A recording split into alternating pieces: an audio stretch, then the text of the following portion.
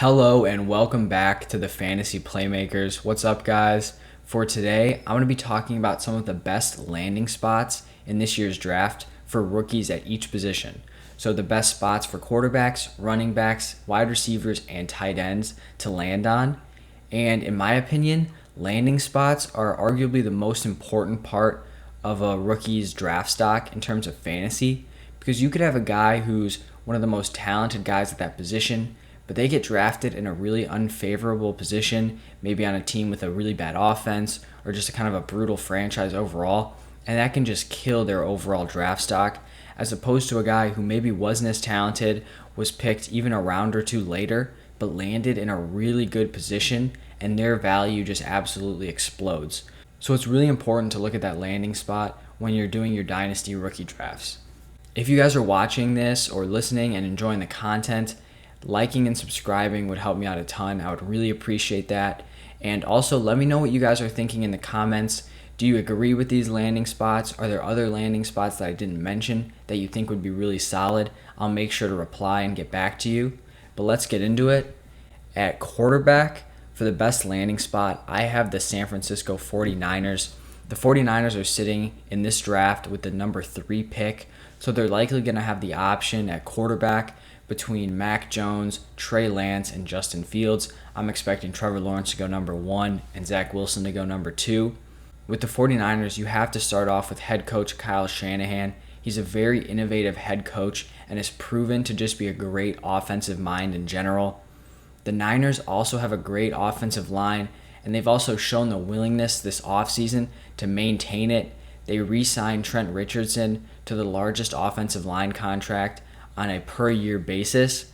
So they went out and they reestablished that offensive line, which is great to see. That's really important for a young quarterback to come in and have a lot of time back there. The 49ers also have a really solid run game to complement the passing game, which is important. You don't want to be putting all the pressure on the quarterback to kind of make all those big plays. If you have a solid running game, it really creates balance in your offense. And you cannot forget the great weapons that the 49ers have.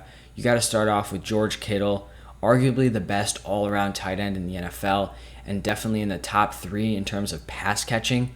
And then you pair him with 2 really solid young receivers in Brandon Ayuk and Deebo Samuel, and that is a great situation for a rookie quarterback to come into. And this next thing I'm going to talk about could really go either way in terms of being a negative or a positive for the 49ers situation, but this rookie quarterback may not have to come in and start right away. You still have Jimmy Garoppolo there, and so maybe that quarterback sits a year, develops behind Garoppolo, who I think the 49ers still think has a chance to take them deep into the playoffs. You see guys like Patrick Mahomes sat behind Alex Smith for a year and then came out the next year and just set the NFL on fire. So that's something that could really help a quarterback in the long run. Obviously, it wouldn't be ideal for season-long leagues because they'd be pretty much useless. But in terms of dynasty, you could really kind of boost a guy's overall ability in that 1 year where he's able to sit behind a proven NFL quarterback. When I'm looking at the rookies who could possibly be selected by the 49ers, I think landing with the 49ers would just help their stock tremendously in terms of rookie dynasty rankings. If you're looking at a guy like Justin Fields, I think if he gets picked here at the number 3 slot, I think there's an argument that he's competing with Trevor Lawrence for that number 1 slot, and I think they're both in the same tier just because of how good of a landing spot this is. Then when I think of a Trey Lance, I think he definitely has a claim to that number 2 slot. I think if Justin Fields lands in a bad position, Trey Lance could easily slot in at that number 2. And then a guy like Mac Jones is a little bit harder just because he really does not have the same ceiling as a Justin Fields or a Trey Lance, but he becomes just a much more, I think, consistent option, a very safe pick in my opinion. Now, moving on to running backs, I have the Miami Dolphins, and I would also just like to give an honorable mention to the 49ers because I think they also apply to the running back position.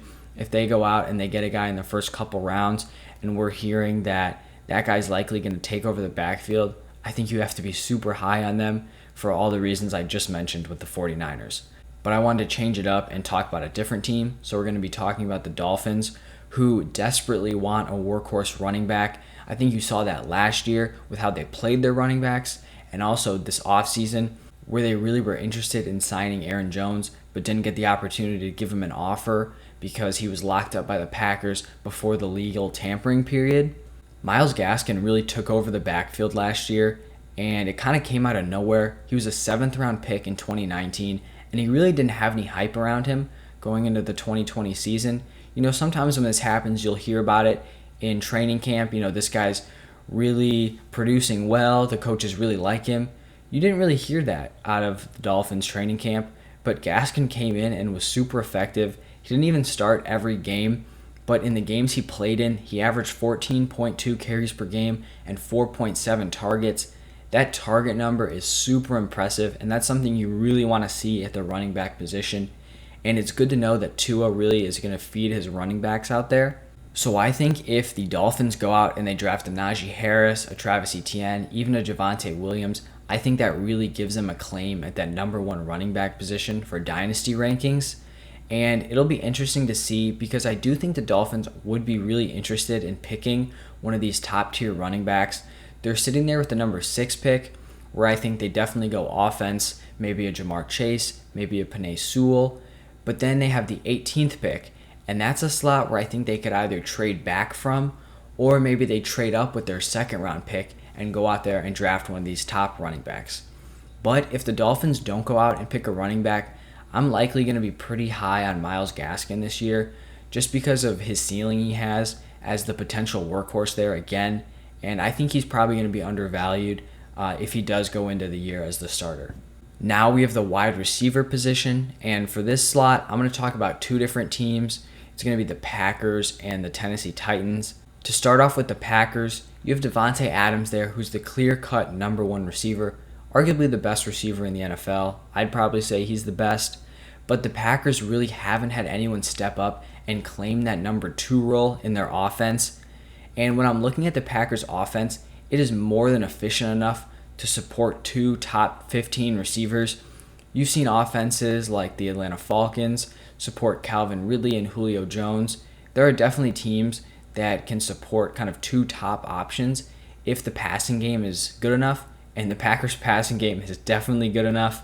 I think for whatever rookie could come in here, it just immediately takes a lot of the pressure off them because they don't have to go out there and be the best guy in the field. They can get that 2nd tier coverage behind a guy like Davante Adams. When you're looking at rookie wide receivers, you really want them to be paired with great quarterbacks because that really just elevates their ceiling and boosts their overall potential for the current year and just for their future in general. Now to talk about the Tennessee Titans.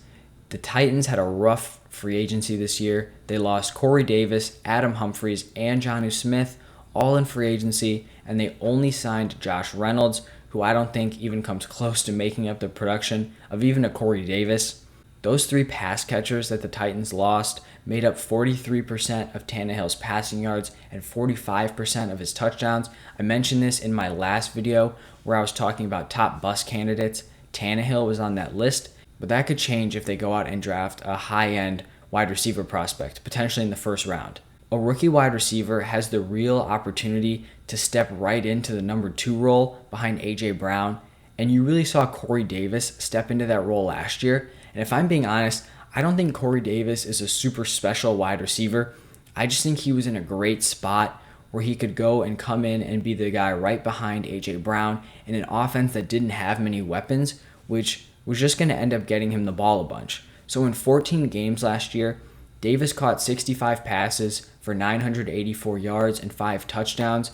So I think you could see a guy like Terrace Marshall and Elijah Moore, maybe a Rashad Bateman, get picked in this 1st round by the Titans and really just step in and produce right away and be one of the best fantasy wide receivers from this 2021 draft class. All right, now for the tight end position, I've focused on teams that were in the range to draft Kyle Pitts just because the other tight ends in this draft class are pretty much a crapshoot and aren't really expected to come in and produce right away. So I wanted to focus on a team that had a legit shot at drafting Kyle Pitts, who's the top tight end prospect in this draft, one of the top prospects just overall. He's basically a lock to go top 10, and it's looking like he's going to go top 5 this year. But so I'm going to go with the Atlanta Falcons, and I think Kyle Pitts could step right into this Falcons offense which is already very explosive and produced right away. The Falcons were number 5 in pass yards per game last year, so they've proven they want to go out and they want to throw the ball. The Falcons have also gone out and hired the Titans' former offensive coordinator, Arthur Smith, who we saw use a lot of play action to set up the passing game, and that really led to a super efficient Titans offense. And you also saw Arthur Smith use Jonnu Smith pretty creatively, so you know that he wants to use his tight ends, which would be a great sign for Kyle Pitts.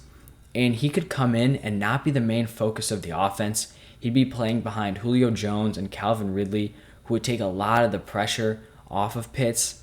And I think you also have to look at how Hayden Hurst was used in their offense last year. Hurst caught 56 passes for 571 yards and 6 touchdowns, and in half PPR formats, he was number 11 in total points. And to be honest, I don't think Hayden Hurst is really anything special at the tight end position.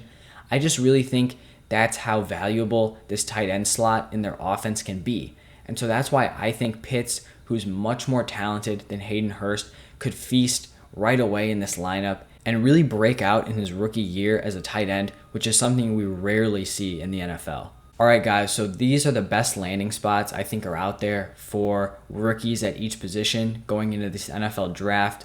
Make sure you guys keep an eye on where these rookies are landing. It could really affect their draft stock in a big way. But thank you guys so much for listening. Once again, if you guys could like and subscribe if you enjoy the content, that would help me out a lot and I would really appreciate it. But thank you guys for listening. See you next time.